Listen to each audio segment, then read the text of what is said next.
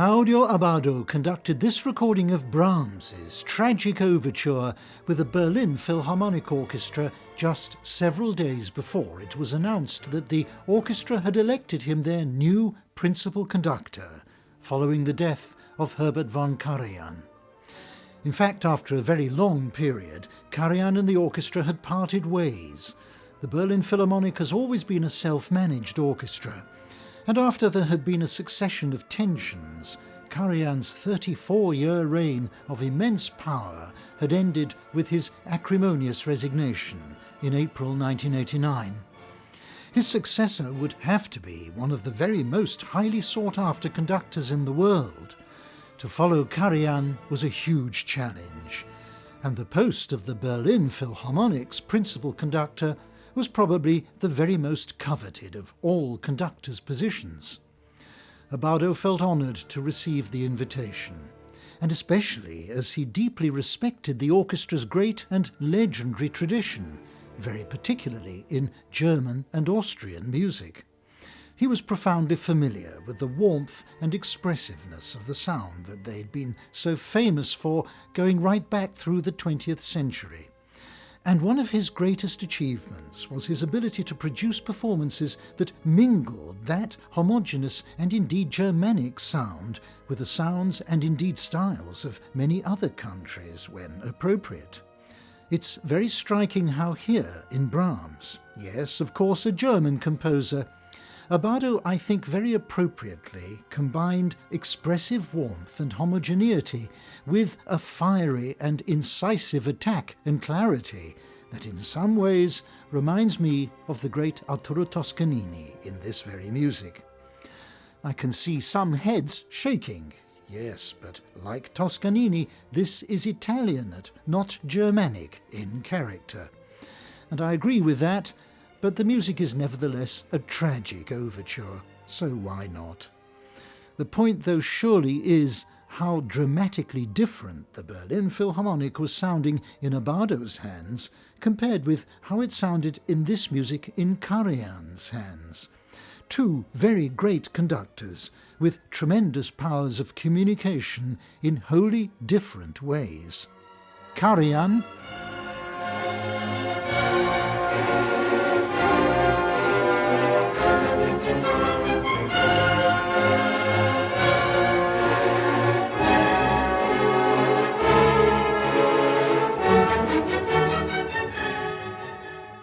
and Abbado.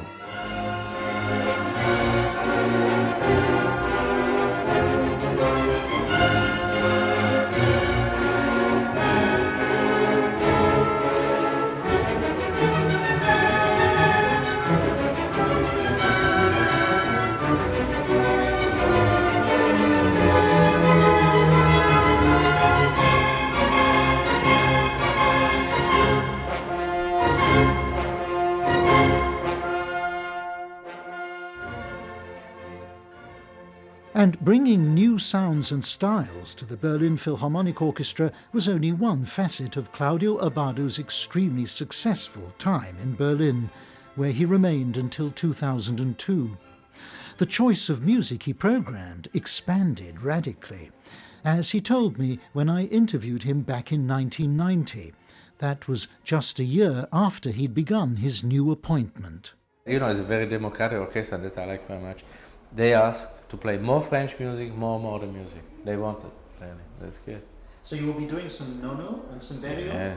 Yes, and Riemann, and Stockhausen, and Boulez, and Kurtak, and Ligeti, all the great composers. And a lot of young composers too.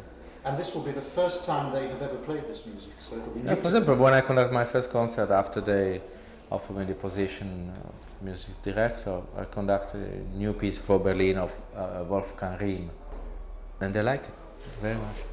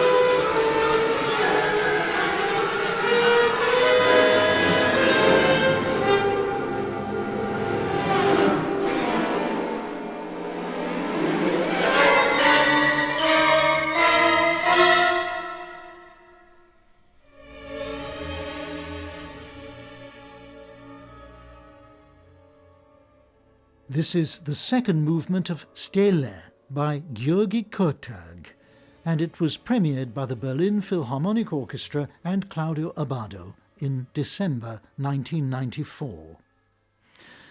During his tenure in Berlin, Abbado invited principal players in the orchestra, some of the very most outstanding in the world, to join him as coaches for the latest of several new orchestras of young musicians that he'd initiated and created and was conducting, giving students and even sometimes younger teenagers the inspiring opportunity to spend their summers working with him and celebrated virtuoso instrumentalists, not only from the Berlin Philharmonic Orchestra but also from other top international orchestras. This latest venture was the Gustav Mahler Jugendorchester, and Claudio Abbado spoke to me about the orchestra in another interview I recorded with him in 1995.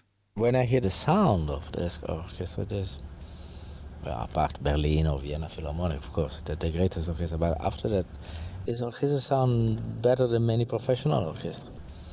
And we invite all the best teachers with great experience, like musicians or leaders of the Berlin Philharmonic or Vienna Philharmonic, first cello, or for the woodwind. So we have many sectional rehearsals, and that's one of the crucial, very important things.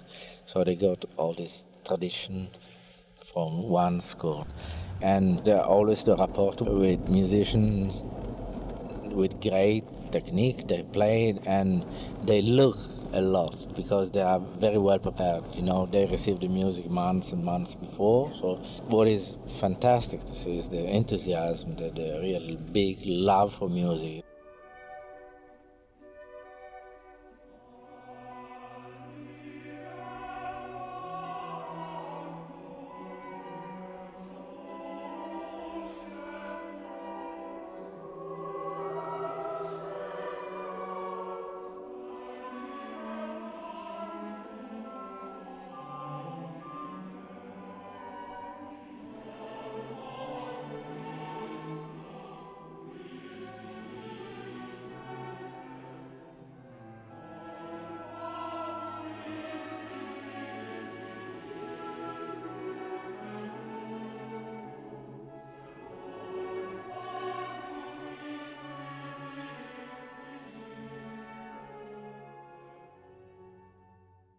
And playing on this recording was the first of Claudio Abbado's new orchestras for young musicians.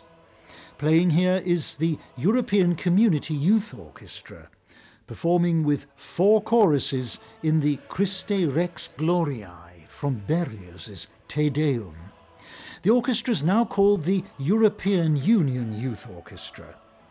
It was founded in 1976 by Lionel Breyer and Joy Breyer, respectively the Chairman and Secretary-General of the International Youth Foundation of Great Britain, and they founded it together with Claudio Abbado as the founding music director and Sir Edward Heath, the former Prime Minister of the United Kingdom. The agenda was an orchestra that would represent the European ideal of a community working together to achieve peace and social understanding. And at the same time, it was also designed to provide an invaluable professional development experience for young orchestral musicians. With Abbado as its conductor, it achieved unprecedented standards for a youth orchestra.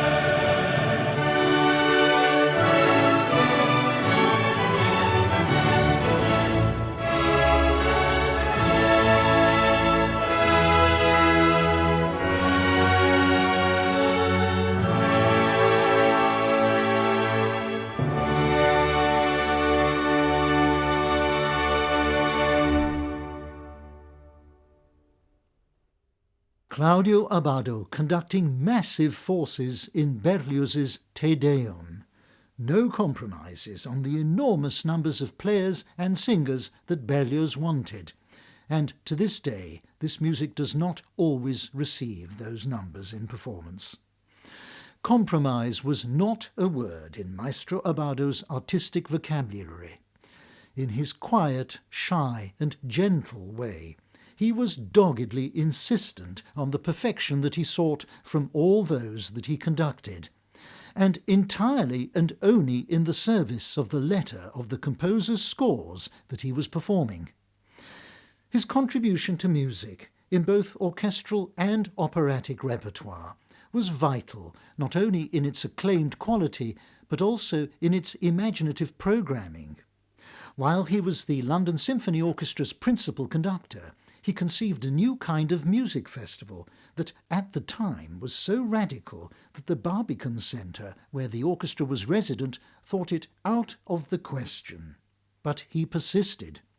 And when he launched Mahler, Vienna and the 20th Century in 1985, a series of themed concerts and also art exhibitions and literary events, all showing the vital influence of Mahler in the 20th century, he achieved such a huge public success that this kind of format became the blueprint for the style of programming that in due course became the regular way that concert promoters in Britain and indeed elsewhere designed special festivals to attract new kinds of audiences.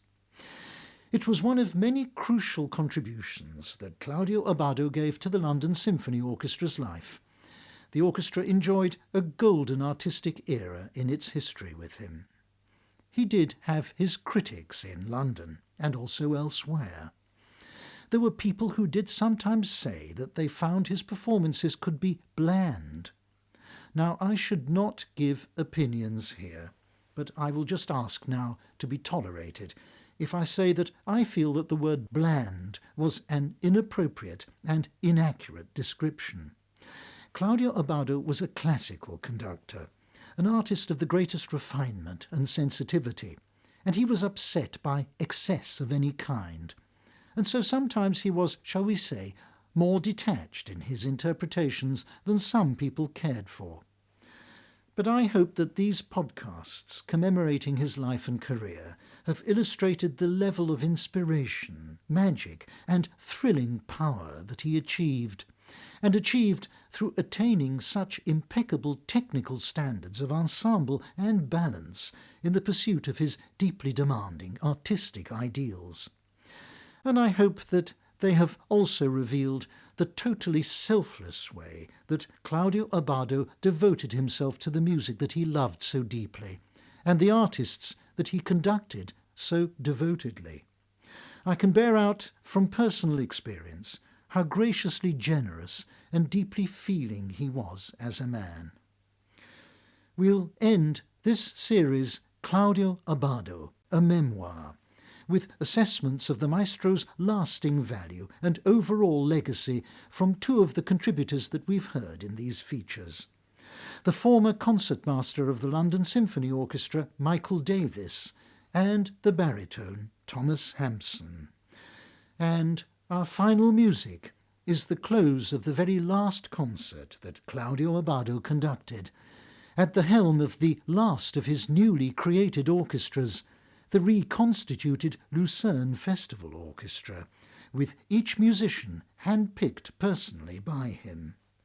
He bowed out conducting them on the 26th of August 2013 in the Symphony No. 9 by Bruckner, the composer's last and unfinished work, and evoked with his players the kind of rapt, concentrated intensity that made his performances so spellbinding.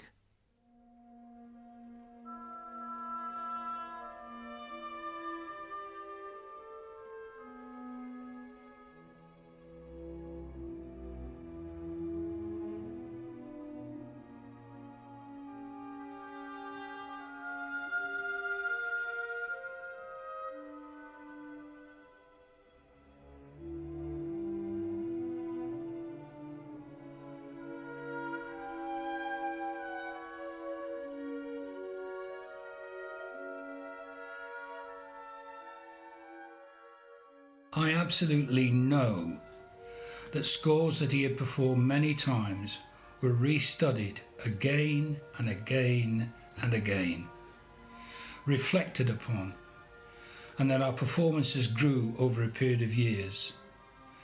By the end of his time with the LSO, in our core repertoire, we could turn on a sixpence if required. But such a rapport was worked for. He was an enormously shy man, enormously private individual. And when he felt somebody was getting a little too close inappropriately, then he could back off.